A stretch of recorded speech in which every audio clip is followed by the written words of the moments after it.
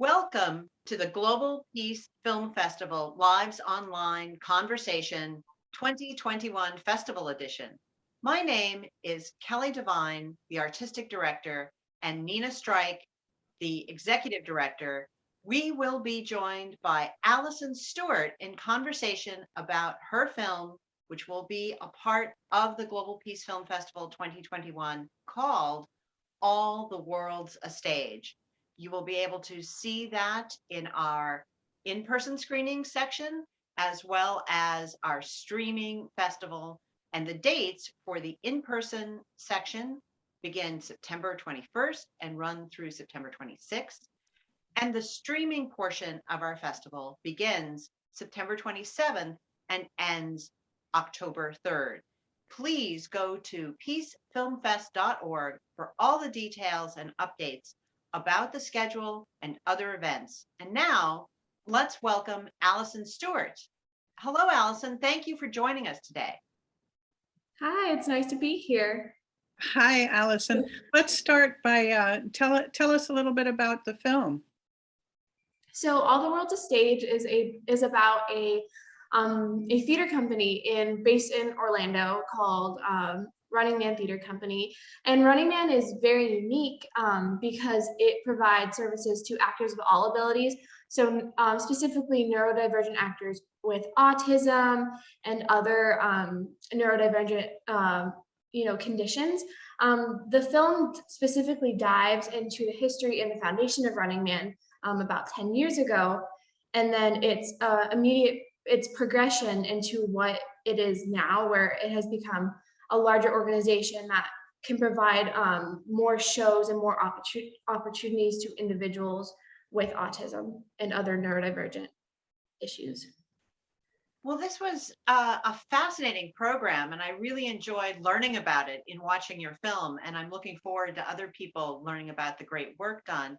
How did you get connected to this story, and what was important to you about telling this story? So I actually started interning at Running Man fall of 2020. I am a current senior at Rollins, and I'm a theater major there. And one of the professors there, her name is Dr. Quattro. She's one of my favorite professors there. Actually introduced me and my twin sister to Running Man to work as interns there. Initially, we helped them film a movie that they were doing in the December of 2020. It was really fun. But then I started doing a documentary class with my media major at Rollins. And I really wanted to tell a story I felt that was impactful to the larger Orlando community. And I thought, well, Running Man is a wonderful organization that I feel like more people need to hear about. So why don't I make a documentary about them? And because they're just so special to me, even though I have only been working them for about a year now, but I feel like sharing their story is so important. So, Allison, is this either your first or one of the first few films that you've made? Yeah, so I am relatively new to filmmaking. I've learned a lot over my time at college with my media major with my professors, but I would say this would be like the first true film that I have made. So it's really exciting that it's here and that it was able to focus on something that I felt was really important and that we need to talk about more. So in terms of, moving from the classroom setting to actually going out and making a film, what was your process and what surprised you about actually interacting with and gaining the trust of the people, that you document? Because it does come through that they had a very comfortable relationship with you. I think one thing that's that we talked about in the documentary class that I took, that's also that I found really, really true when I was going out in the field was when you're doing documentary work or any kind of film work related to individuals who might not always have their stories told or their stories heard, you just need to act as a listener and let them tell their story, and don't make it like, though I already have started to have like emotional connection to Running Man because I felt like part of the company by the time I started making the documentary about them. It was important to push, keep my love for the organization there, but let the true love and passion of those who've been involved with the organization longer and their stories and why it's so impactful to them directly, and like taking that careful consideration. And so basically just letting the subjects speak for themselves, because within like the theater world in general, there's a lot of lack of access to individuals with autism, like about getting access to theater and being able to participate in theater. And so just letting Running Man speak for itself is why more theater spaces need to be more inclusive, for not only neurodivergent individuals, but also individuals with physical disabilities and things like that. That's a great point. And I want to underline a word that you've used a number of times in our conversation, which is impactful, because that really speaks to the mission of the Global Peace Film Festival. We, look for stories such as the one that you've brought to us, that offer an education about issues, but also a model for how to go forward and how to make our communities more just, more inclusive, and just generally to, have a more peaceful coexistence, right? So could you speak to, or maybe kind of unpack a little, when you say you wanted to make an impactful story, how do you envision your film, working towards creating an impact, and what would that impact look like? I think making not just an impact on the greater Orlando theater community, but also the theater community around Florida, around the world. I think there has been like increased awareness of providing more spaces to individuals with neurodivergent conditions or physical disabilities.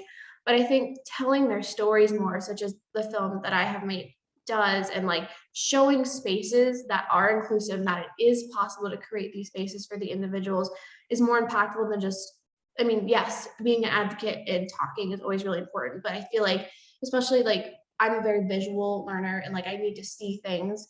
And so I think showing people like, hey, this is possible. Why don't we have this in every city that has theater? Why isn't there not a Running Man in every city that is big? And just bringing more, more awareness and more eyes to this, and how important it is for people. It's not just theater. It's not just getting to act. Like, it's getting to learn how to be more in tune with yourself, your creativity, your spirituality, anything that you feel like the arts can provide, is so helpful for everybody. So that's what I think the larger impact of doing things like this can be.